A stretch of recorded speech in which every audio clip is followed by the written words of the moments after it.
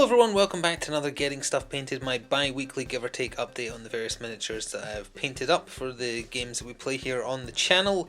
Not super many to go through this time around. It's been like, I think at this point it's been like 10-11 days since the last one of these. Haven't had as much time to paint.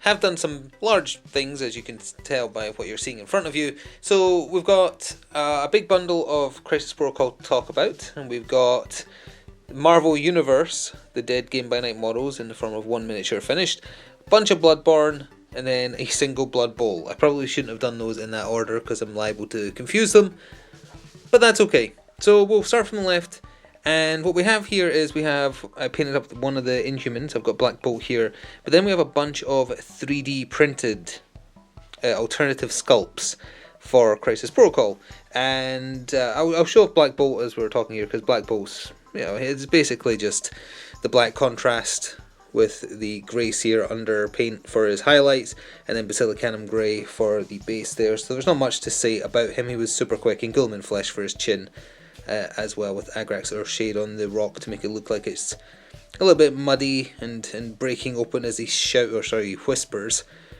But yeah, as I was saying, I've expressed my opinion on like third-party, literally copyright infringing alternative sculpts for miniature games when we covered the custom Iron Man I have, which is nowhere near to the quality of these ones, incidentally. My opinion is, if you've supported the game by buying the official miniature, you are free to go for a third-party alternative sculpt if you want. That is my stance on it, ethically speaking. Of the three miniatures we're about to look at, I have all their official releases. Two of them are from the starter set.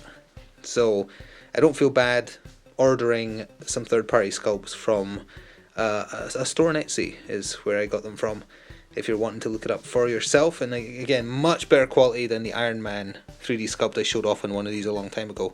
So we've got Spider-Man, Captain America, and Venom. I painted these up, again, with contrast. Talisar Blue and Blood Angels Red for the Spider-Man here, in a pose that's much more, I don't know, it's hard to describe, but I like this pose a lot better. The official pose of the Spider-Man in the starter box for Crisis Protocol was probably my least favourite sculpt in the starter set. I really don't like it at all. So even though he's just kind of like basically sitting like he often does in this pose, it's so much better. The detailing on his armour, there is no like individual strands of the webbing or anything like that, so it's not as detailed obviously as an official sculpt, but much better pose. And again, from a tabletop distance, like back here, I think it just looks pretty good. I'm really happy with that one. So then we have an Avengers Endgame themed Captain America alternative sculpt, where his shield has been broken by Thanos, but he is wielding Thor's hammer. Obviously it doesn't come with any new rules or anything like that. It's just an alternative sculpt where he looks cool. Or I guess if he didn't have his broken shield, you could say it's from Fear itself, which is the comic where he holds Thor's hammer and uses it against Red Skull's daughter and some Hydra robots. Painted him up in the exact same way I painted the original Captain America. Snake bite leather, rather. Talisar Blue, Blood Angels Red. Non-oil wash over the top, Basilicanum grey for the base for Thor's hammer as well, and some silver, just normal silver Citadel paint for the back of the shield, and some of the metal pins on his belt and whatnot. The detail on his back, I kind of had to guesstimate, which is why it looks a little rough, and why I've not been showing it that much to you. It didn't print that well, especially compared to the front, but the rest of it I like a lot. I would say he's very, very slightly not to scale, like by maybe like 0.5 millimeter. He's not quite right. Especially, I think I was comparing it to the other the official Captain America miniature. I feel like his hands aren't buff enough, and he's just ever so slightly too short. But again, tabletop distance, probably utterly unnoticeable, and I am a fan of Cap wielding Thor's hammer. So speaking of not to scale, this Venom is slightly chonkier than the official Venom, but depending on where you source Venom from, he is sometimes exceptionally chonky. So this is just an alternative sculpt where he's a lot more muscular. He's standing on a symbiote mass. He's got some tentacles or tendrils coming out of him. I did a Ultramarines blue coating on him before doing the black to see if I liked it. That was my dog sneezes again. see if I liked how it came out. I didn't really, so I did a dry brush of blue on top, just to try and give him a bit more detail. That is not in focus. It's going to be one of those days where the camera doesn't play along. And because of it being a 3D print as well, the mould lines for his insignias weren't great either, so again I was guesstimating, so hence them being a little bit dirty. The pose though, and how imposing he looks in general, I like a whole lot. So again, I do prefer this to the official Venom sculpt, which I feel is a little bit basic, I guess. So next, from the Marvel Universe game, the Dead Marvel licensed miniature game by Night Models, we have what I think was the last Dark Avenger I was tracking down of the range they did, and I'm looking forward to him being represented in Crisis Protocols, as I don't know how they're going to do it. This is the Sentry, and the Dark Avengers are led by Norman Osborn in an Iron Man suit. He hires assorted villains to take the place. Well, he doesn't hire them, he gives them time off jail to pretend to be Avengers with him, like Wolverine's son. Venom's posing as Spider-Man, and other stuff like that.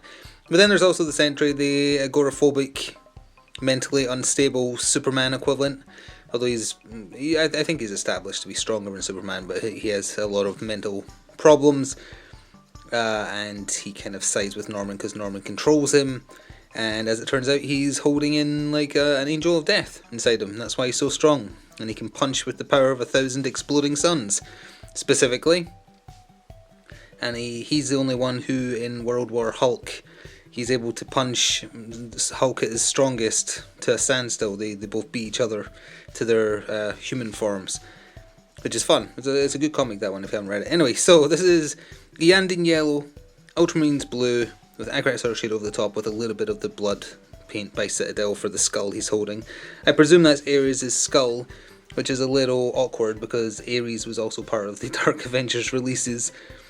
But yeah, in the Siege comic, the Sentry literally pulls Ares apart, which is fun. And it's set not long after Civil War 1, or it's like kind of like the tail end of that, and correcting all the mistakes that made. So yeah, that's him. He might be one of the last, if not the last, model I needed from everything that was released for that game. I think I have the whole collection now, except the ones that never officially had the rules released. In the form of Venom and Thanos. I think those might be the only two. Oh no, I still need Nightcrawler. I missed him from the X-Men releases for it. But I almost have all of them. So then, just to get caught up to date, we have a bunch of Bloodborne board game stuff. Duplicates of stuff I've showed off already, so I'm not going to go into too much detail about what I used. I finished another Huntsman's Mob. I still hate painting these because it's 3 miniatures on one base. They're all close together, and it's very annoying getting into every nook and cranny. We also have a Huntsman's Minion, who again, as I talked about last time, I love this miniature, it's great, it takes the contrast paint very well. The blood obviously goes a long way, the blood for the Blood God Citadel paint, and of course washes over the top as well. 2 out of 4 of them done, 2 out of 4 of the minions done. This is 3 out of 4, yeah, 3 out of 4 of the Cleric Beasts that come in the box, the core box. Oh, come on, focus. Camera, please. I guess it has a little bit of trouble because of the weird shape of this. Again, painted in the exact same way as the others. Nothing too fancy. Contrast paint at work, getting stuff knocked out nice and quick. So then we have Cleric Beast, who is the big boss of the Long Hunt, which we're doing videos on if you haven't seen. And I'm really happy with this, how this came out. But it's a testament to, if you have a good miniature, especially one that's well textured, which this one is, contrasts and washes go a long way with a model that looks good. And I think this is a prime example. This has been painted, I spray painted it, so technically no base paint. On top of that I used 1 wash, 2 contrast paints, and blood for the Blood God. And that's literally it, which I'm quite happy with. See if I can get this in closer, but also in focus. Kinda? Yeah, I think that's in focus. So you can obviously tell where I've used blood for the Blood God. Basilicanum Grey for the base, and for his non-fur skin, most of his head, his horns, I used Blood Angel Red as the other contrast to do the tips of his horns, because that's how he's officially coloured. And then literally it was Agrat's Earthshade over to everything, like just over the base coat of Grey Seer spray paint for the fur. and it just took to it fantastically. And again, because the miniature is so good, lots of nooks and crannies, lots of individual detail, it took to it super well. Hopefully still in focus. And yeah, I'm really, really happy with how that came out. I'm glad I posted it on Twitter, and I know I kind of previewed it on Twitter because Come On Games liked my job of painting it. Every so often, it doesn't happen often, but every so often I paint one thing that I'm actually happy with when it's done. And to finish off, kind of did this in the wrong order. We started strong and ended weak, but knocked out another orc for the Orcish Blood Bowl team. It's another lineman, so that's lineman number 4 of 6. Again, I've already covered the colour scheme I used for this. He's number 4. And there's 2 more linemen, and then 2 throwers and 4 black orcs. And then that'll be the team done. Slow and steady, but we are getting that team done. And once they're done, we can start a 4-team minor league. No, minor league is for kids. I guess it would be a mini league. A league with not many participants, is what I mean. So yeah, like I said, there wasn't much to cover this week. No special fancy things. Well, I guess the 3D printed stuff is kind of fancy. As always, if you want to show me what you've been painting, feel free to do so at GamerEND on Twitter, and I'll take a look. Next time, definitely going to be working through the Inhumans. I'm in progress of doing Medusa at the moment. Might do a video on Lockjaw and or Crystal, haven't decided yet. And still got a bunch of Batman to do, obviously still trying to work through Bloodborne, Orcs for Blood Bowl. I can't think of anything else specific, so we'll just have to wait and see. Thank you for watching this painting update, hope it inspired you to work through your pile of grey shame, and I shall see you again in roughly up to 2 weeks. Until then, ta-ta for now.